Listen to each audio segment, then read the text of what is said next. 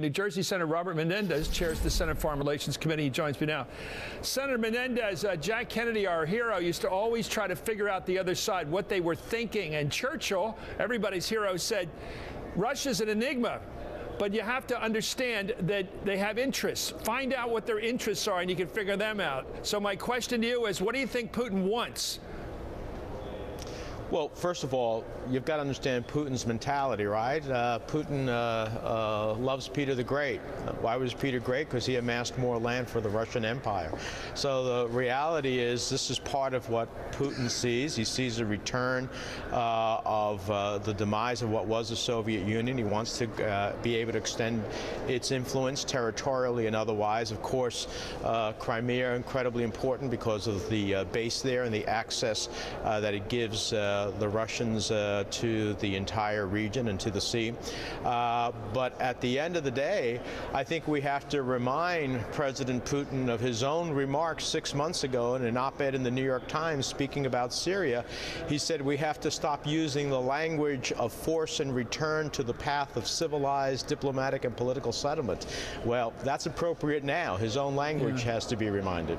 How could he grab back Ukraine into a larger Russia if the people of Ukraine, and many of them in the western part of the country, as you know better than I, hate the Russians? They hate the Russian language. They've got a whole history of hating them.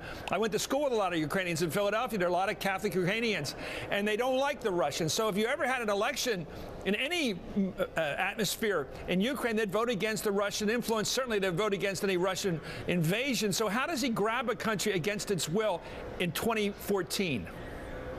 Well, I don't think at the end of the day he makes the calculus for going for all of Ukraine. The question is, he's in Crimea. The next question is, does he look to go into eastern Ukraine that has Russian sympathies there and may find it ultimately both more governable as well as desirable in terms of not taking all of Ukraine, all of its economic consequences and all of the unrest that you clearly state would happen if he were to try to do it. But at the end of the day, he's looking to see what the world is going to respond. This President Putin only understands strength, and it is a moment in which we must mean what we say and act upon what we say as what we actually mean. And that's why the Foreign Relations Committee, working in a bipartisan fashion, is not only putting an aid package together to Ukraine that would leverage $1 billion in loan guarantees and a series of other economic assistance, but also is looking at a series of sanctions menu